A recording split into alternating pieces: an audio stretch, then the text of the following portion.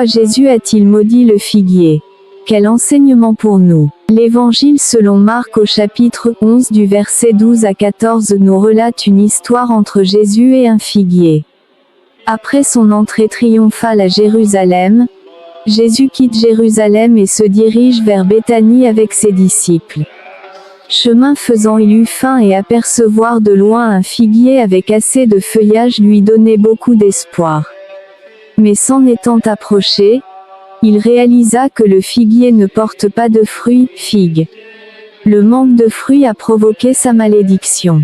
Bien-aimés, j'ai été vraiment choqué par l'attitude de Jésus à cause de la malédiction infligée au figuier, mais une méditation profonde du passage en question m'a permis de comprendre deux raisons fondamentales qui ont été à la base de la malédiction du figuier.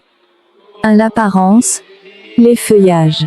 Selon le dictionnaire, l'apparence est l'aspect sous lequel quelque chose ou quelqu'un apparaît à la vue. C'est aussi ce qui apparaît à la surface des choses. Quand la Bible parle d'apparence, elle fait allusion à l'aspect extérieur. La première raison que nous voulons évoquer, c'est l'apparence. De loin, l'aspect extérieur, feuillage, du figuier donnait l'impression que le figuier portait des figues, fruits, mais en réalité ce n'était que l'apparence, feuillage. La Bible nous enseigne dans le livre de 1 Samuel 16 à 7 ceci, et l'Éternel dit à Samuel, ne prends point garde à son apparence et à la hauteur de sa taille, car je l'ai rejeté. L'Éternel ne considère pas ce que l'homme considère, l'homme regarde à ce qui frappe les yeux, mais l'Éternel regarde au cœur.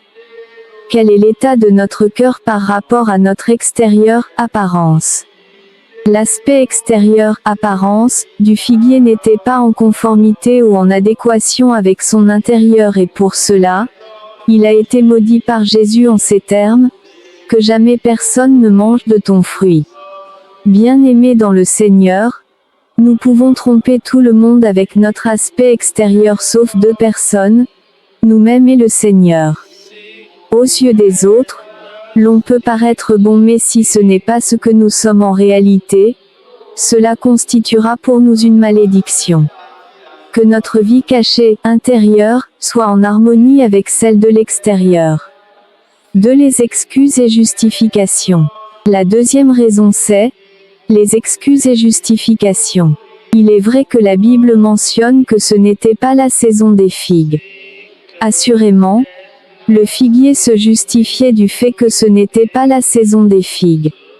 Ainsi disait-il au Seigneur, Seigneur, je ne comprends pas pourquoi tu es là à cette période car toi-même tu sais très bien que ce n'est pas la saison où tu peux trouver des figues.